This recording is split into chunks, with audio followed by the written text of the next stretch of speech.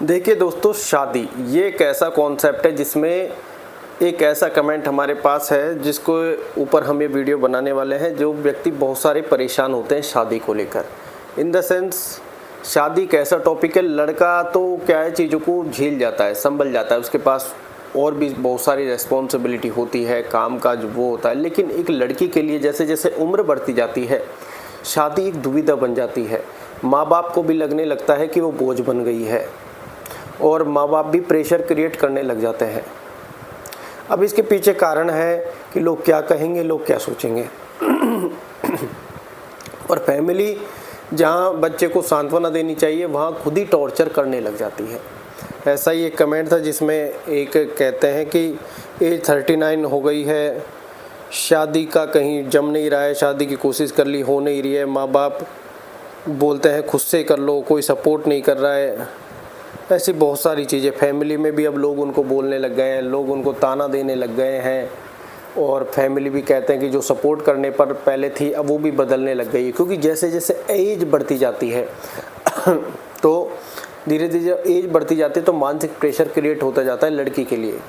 अब ऐसे परिवार में उनके और भी भाई हैं, लेकिन वो कहते हैं ना कि भाई भाभियाँ फिर ननद सबके लिए अलग नज़र आती हैं।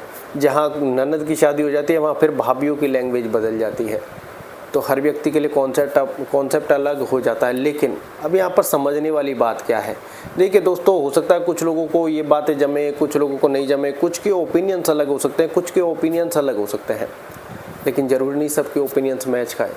तो आपको कोई भी अगर कमेंट में कोई सवाल का जवाब या वीडियोस चाहिए तो आप लेटेस्ट वीडियो पर कमेंट कर सकते हैं। तो अब यहाँ पर बात समझने की कॉन्सेप्ट की। देखिए, सबसे पहले माँ बाप को ये जिम्मेदारी समझनी चाहिए और माँ बाप को समझना चाहिए कि आपका काम है प्रयास करना, अपने मेहनत एफर्ट्स लगाना, बाकी काम सब उसके प्रारब्ध और भाग्य का है। दूसरा, अब यहाँ पर मान लो एज 39 की हो गई है और सबसे पहला काम आपका बनता है कुंडली दिखाना। अगर आपके पास कुंडली है तो आपको समस्या का हल भी मिल जाएगा, क्योंकि कुंडली में आप जान सकते हैं आपकी शादी का योग है या नहीं है, बन रहा है तो कब बन रहा है। इससे आपका एक मानसिक प्रेशर हट जाएगा, फैमिली भी खुद समझ जाएगी भाई कुंडली में जो व्यवस्था है उसी हिसाब से आपका जीवन चल रहा है, तो उनका भी एक मानसिक प्रेशर हट जाएगा। और जो लोग आपको सपोर्ट नहीं कर रहे हैं तो वो लोगों के सपोर्ट का भरोसा छोड़ दीजिए। देखिए, जीवन एक खुद एक संघर्ष है, हर व्यक्ति को अकेला चलना होता है और ये ऐसा नहीं है कि मनगढ़ंत कहानी है। हर व्यक्ति हर संघर्ष के दौर से गुजरता है, हर व्यक्ति के पास सुख भी है, दुख भी है, हर व्यक्ति के पास चिंता है। ऐसा कोई भी व्यक्ति नहीं, चाहे मैं हूँ, चाहे आप हो, चाहे और भी जो कोई भाई वीडियो देख रहा है, सबके पास चिंताएं हैं, सब परेशान हैं और सब खुद से ज़्यादा परेशान लोगों से हैं।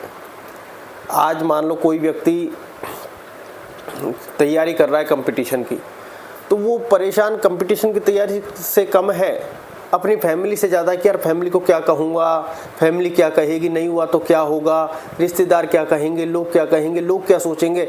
आधी एनर्जी उसकी इधर जा रही है, पढ़ने पे उसका 100% वही नहीं है फोकस। क्यों? क्योंकि वो पहले से इन चीज़ों को क्रिएट कर रहा है कि अगर ये सब चीज़ें नहीं हुई तो फिर इनका सामना मैं कैसे करूँगा।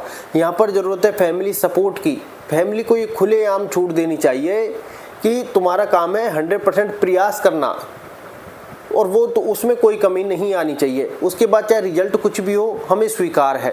तो यहाँ से अब उसका फोकस और उसकी एनर्जी दोनों बढ़ जाती है और अपने काम के प्रति वो इतना वो हो जाता है कि ये करना है और उसके पास अब कोई ऐसी वजह नहीं रहती। फिर वो बच्चा चाहे उस रिजल्ट कुछ भी हो, हंसी खुशी अपने घर भी आता है अगर वो बाहर है।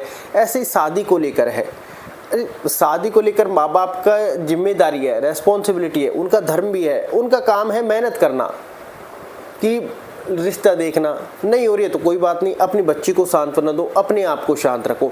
लोग क्या कह रहे हैं, लोग क्या सोचेंगे, सबसे पहले तो इसको शांत करो। और जो लोग कह रहे हैं और आपको ताना कस रहे हैं तो आप उनसे कह दो कि वो करवा दे, वो सिर्फ ताना कसने के लिए है। उनके कहें कि कोई बात नहीं पच रही होती है ना, उनका खुद का मन अशांत है, वो चाहते हैं सामने वाले का मन भी अशांत हो। आप बहुत सी बार देखते होंगे कि सामने वाले का मन अशांत है, वो आपसे दो बातें कहने आएगा। क्यों? क्योंकि उसका मन अशांत है और आप उसकी दो बातों में दो हाँ मिला दोगे तो वो कहते हैं ना मिली भगत चालू हो जाती है। आपको ये मिली भगत नहीं करनी है, कैसे? सामने वाले का मन अशांत है, सामने वाले में खुद के अंदर और खुद के बाहर आग लगी हुई है, वो आपके पास आग को ट्रांसफर करने आया, अपना बोझ हल्का करने आया, क्योंकि उससे उसकी अशांति झिल नहीं रही है। उसने इतना सब कुछ कहा और आप उससे कह दोगे धन्यवाद, या फिर आप कह दो कि हमसे नहीं हो रही है, तुम करवा दो, और फिर वो दो शब्द और बाद में कहती हूँ कि शादी करवानी हो करवा दो, बाकी धन्यवाद। अब वो खुद की आग में खुद जलने लगेगा, क्योंकि आधी से ज़्यादा कहीं की 80% ये लोगों की वजह से है अपनी लाइफ में। जीवन में आप हमेशा ध्यान रखना, आपके अंदर ही इतनी शक्ति है। और फिर आप कहें कि अपना फोकस डाइवर्ट करें, शादी से फोकस हटाएं, शादी से फोकस हटाएं। हम किसी चीज़ को जब पकड़ कर बैठ जाते हैं तो वो हमारे ऊपर प्रभाव डालती है, कि हम चीज़ों को पकड़कर बैठते हैं तो वो दूर जाती है। जब हम चीज़ों को छोड़ते हैं, आपने जीवन में हमेशा सुना होगा, जीवन में त्याग जरूरी है, जीवन में छोड़ना जरूरी है, और हम वही नहीं कर पाते। इसके लिए आप मेडिटेशन ध्यान करें, अपने मानसिक स्तर को सबसे पहले सुधारें, मन को शांत करें।